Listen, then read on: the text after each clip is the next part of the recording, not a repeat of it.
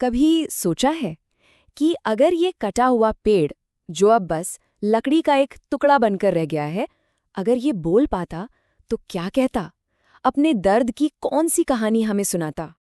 आज हम इसी दर्द को महसूस करेंगे सर्वेश्वर दयाल सक्सेना जी की एक बहुत ही दिल को छू जाने वाली कविता पेड़ का दर्द के जरिए। और हाँ, हम इसे इतने सिंपल तरीके से समझेंगे ना कि आपको ये हमेशा के लिए याद हो जाएगी। तो आज हम क्या क्या करने वाले हैं?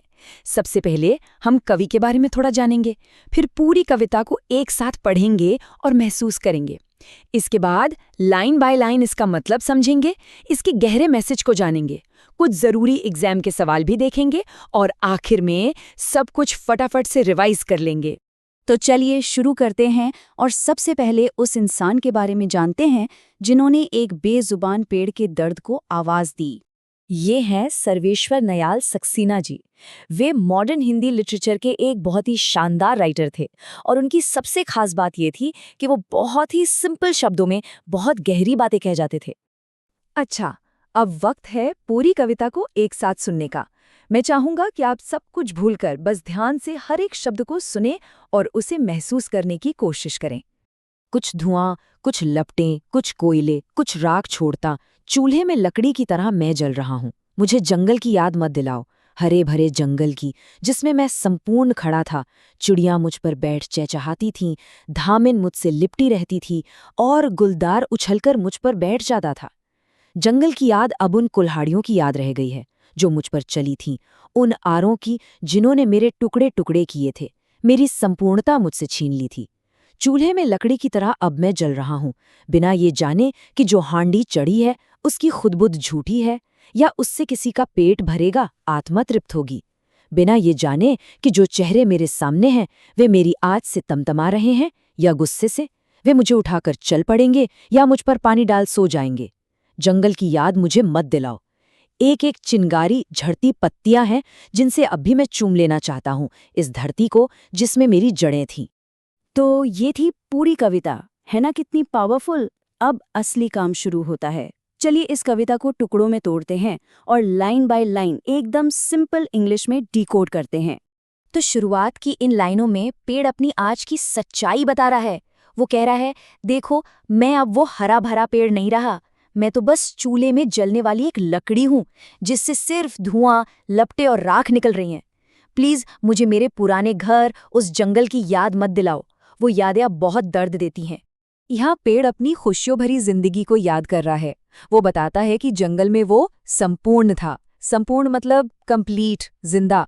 चिड़ियां उस पर बैठकर चहचहाती थीं, धामिन सांप उससे लिपटा रहता था। मतलब वो सिर्फ एक पेड़ नहीं था, वो अपने आप में एक पूरी दुनिया था, एक घर था, है ना? बिल्कुल वैसे ही जैसे हमें कभी अपने बचपन के दोस्तों की याद आती है और हम इमोशनल हो जाते हैं। अच्छा, यहाँ एक शब्द आया है धामिन। इसका मतलब होता है एक तरह का सांप जो जहरीला नहीं होता। इसे रैट स्नेक भी कहते हैं। तो ये छोटी सी डिटेल हमें क्या बताती है? ये बताती है कि पेड़ कितना सेफ घर था, कि वहाँ हर तरह के जीव जंतु आराम से रहते थे। और अब देखिए कैसे एक खूबसूरत याद एक दर्दनाक सपने में बदल जाती है। पेड़ कहता है कि अब जंगल की याद उसे खुशी नहीं देती, बल्कि उसे उन कुल्हाड़ियों की, उन आरों की याद दिलाती है जिन्होंने उसके टुकड़े टुकड़े कर दिए थे। उसकी सिर्फ जिंदगी ही नहीं छीनी, उसकी पहचान, उसकी आइडेंटिटी ही खत्म कर दी।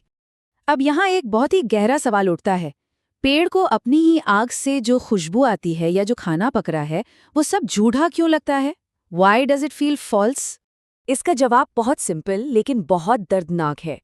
वो खुशबू या वो खाना जिंदगी से नहीं बल्कि उसकी मौत से पैदा हो रहा है। वो उसके विनाश की, उसकी डिस्ट्रक्शन की निशानी है। सोचकर देखिए, वो खुद जलकर दूसरों को गर्मी दे रहा है, दूसरों का पेट भर रहा है, लेकिन इस पूरी प्रोसेस में उसे सिर्फ दर्द मिल रहा है। इसीलिए ये सब कुछ, ये आराम, ये खाना उसे झूठा लगता है। और ये कविता की शायद सबसे इमोशनल लाइनें हैं।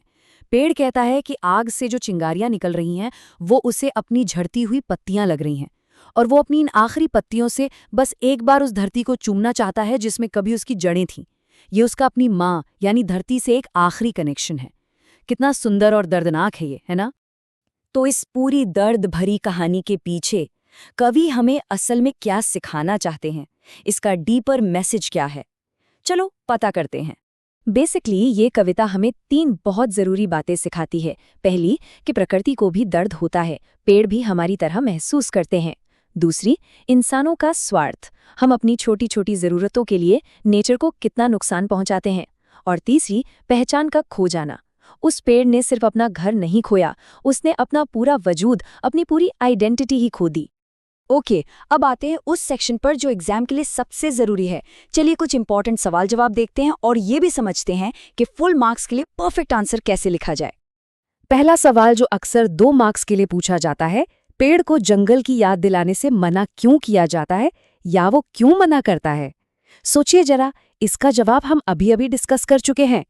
इसका जवाब आप इन 3 सिंपल पॉइंट्स में लिख सकते हैं। पहला पॉइंट, क्योंकि जंगल की खुशनुमा यादें उसके आज के दर्द को और भी ज्यादा बढ़ा देती हैं। दूसरा पॉइंट, उसका अतीत जिंदगी से भरपूर था और उसका आज का सच एक दर्दनाक मौत है। और तीसरा पॉइंट, यादों और सच्चाई के बीच का ये फर्क उसके लिए सहना नामुमकिन है। अब देखते हैं एक 3 नंबर का सवाल। चूल्हे में लकड़ी की तरह जलने और जंगल में संपूर्ण खड़े होने में क्या फर्क है? इसका जवाब आप इस तरह तुलना करके लिख सकते हैं। एक तरफ जंगल में संपूर्ण खड़े होने का मतलब है जिंदगी, आज़ादी और दूसरों के लिए एक घर होना। वहीं दूसरी तरफ चूल्हे में जलने का मतलब है एक दर्दनाक मौत, लाचारी और दूसरों के द्वारा इस्तेमाल होना। सीधे शब्दों में कहें तो ये एक जिंदा चीज और एक बेजान चीज के बीच का फर्क है। चलिए अब फटाफट से इस पूरी कविता को सिर्फ 4 लाइनों में समराइज करते हैं। रेडी?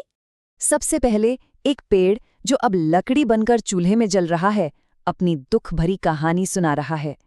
दूसरा, वो जंगल में अपनी खुशियों भरी जिंदगी को याद करता है। तीसरा, फिर उसे कुल्हाड़ी से काटे जाने का दर्दनाक पल याद आता है।